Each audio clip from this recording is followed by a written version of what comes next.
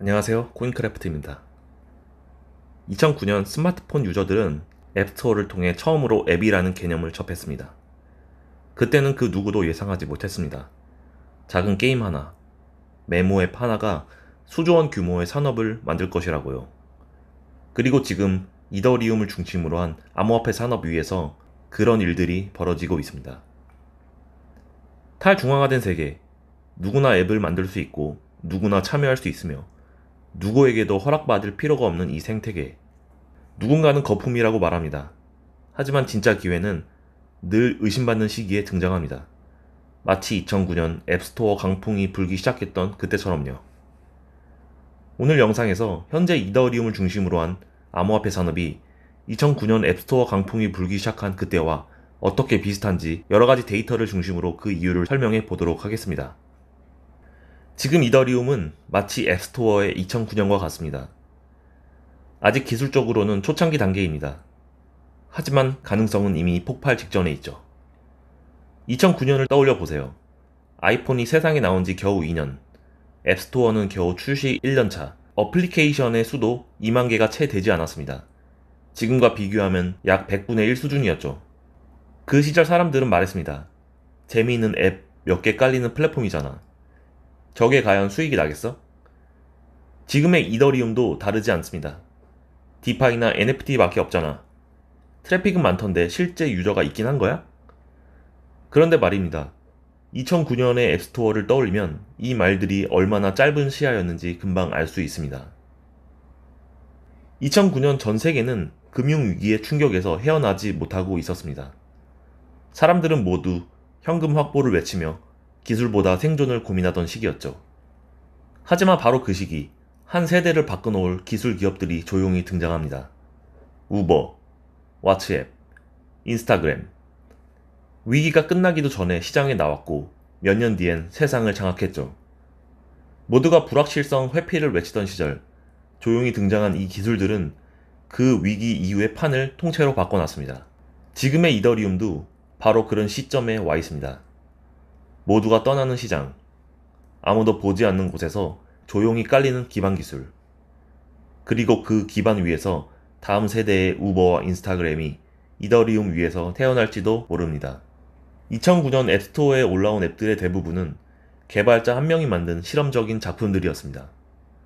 게임, 메모장, 손전 등 앱처럼 작지만 유용한 앱들이 인기를 끌었죠. 하지만 그때 이미 실리콘밸리 내부에선 확신이 퍼지고 있었습니다. 모바일이 미래다. 그리고 그 확신을 가진 투자자들, VC들은 조용히 생태계에 자금을 밀어넣기 시작했죠. 지금의 이더리움도 똑같습니다. 겉으로 보기엔 디파이, NFT 정도밖에 보이지 않지만 내부에선 스마트 컨트랙, 레이어 2, 엔진 레이어, 리스테이킹, RWA 같은 거대한 기술 흐름이 이미 움직이고 있습니다. 정말 쓸모 있나? 라는 질문 뒤편에선 개발자들은 조용히 그러나 진지하게 미래를 준비하고 있습니다. 마치 2009년 모바일 개발자들처럼요. 이더리움은 끝났다. 10년 안에 사라진다. 쓰레기 암호화폐다. 오늘날 언론에서 쏟아지는 헤드라인들입니다. 추락, 실패, 붕괴. 익숙하지 않으신가요? 이런 기사를 보면 많은 사람들이 이더리움이 위험하다고 느낍니다. 하지만 저는 이렇게 말하고 싶습니다. 앱스토어 몇 개의 미니게임밖에 없는 허접한 플랫폼이라고 말하던 바로 그 시절과 다르지 않다고요. 진짜 변화는 언제나 조용히 시작되고 언론은 늘 늦게 따라옵니다. 누군가는 이더리움의 점유율이 줄었다며 떠나고 누군가는 3개월 반등 실패만 보고 실망합니다. 하지만 개발자들은 여전히 빌드하고 있고 투자자들은 조용히 움직이고 있으며 핵심 기술은 빠르게 발전하고 있습니다. 끝났다는 말이 들릴 때야말로 진짜 시작이 눈앞에 온 순간입니다. 웹2와 웹3, 이 두 세계는 단순한 기술의 차이가 아닙니다. 경제 모델 자체가 완전히 다릅니다. 웹2에서는 개발자가 앱을 만들고 플랫폼에 올려서 구독, 광고, 수수료로 수익을 냈습니다. 그런데 이 모든 구조는 결국 플랫폼이 권력을 쥐는 구조였죠. iOS, 안드로이드, 심지어 앱스토어조차 중앙화된 게이트키퍼였습니다. 하지만 웹3는 다릅니다. 중앙 플랫폼 없이도 스마트 컨트랙트를 통해 서비스가 돌아가고 토큰을 기반으로 경제가 형성됩니다. 개발자도 사용자도 심지어 투자자도 모두 이 생태계의 참여자로 들어오죠. 개발 언어 또한 달라졌습니다. C++, 자바에서 솔리디티와 바이퍼로, 운영체제도 iOS가 아닌 EVM이라고 하는 블록체인 운영체제로 바뀌고 있습니다. 지금 이더리움은 마치 과거 소프트웨어에서 앱 생태계로 넘어가던 그 찰나의 변화 한가운데 서 있습니다. 소프트웨어에서 스마트 컨트랙트로, 플랫폼에서 프로토콜로, 이 흐름의 중심엔 이더리움이 있습니다. 본 차트는 지난 1년간 주요 EVM 체인에서 스마트 컨트랙트가 얼마나 배포됐는지를 보여주는 차트입니다. 화려하죠? 폴리곤과 BNB 체인이 많은 컨트랙트를 배포한 것을 볼 수가 있습니다. 언뜻 봤을 때는 이더리움은 많은 비중을 차지하는 것처럼 보이고 있죠. 그런데 중요한 건 무엇이 배포되었는가입니다. BNB와 폴리곤은 대부분 런치패드, NFT 민팅, 루팅봇, 자동 생성 밈 코인의 중심, 스팸과 유사한 저부가 가치 컨트랙트가 대부분에 있습니다. 반면 이더리움은 유니스왑, 에이브, 엔진 레이어와 같은 고부가 가치 핵심 인프라 중심의 배포입니다. 결국 컨트랙트 배포수는 많아도 진짜 가치를 창출하는 생태계는 따로 있습니다. 숫자에 속아선 안 되겠죠. 이더리움은 작아 보일지 몰라도 깊습니다. 그리고 바로 그 깊이가 앞으로 수년간 웹3의 방향을 결정지을 것입니다.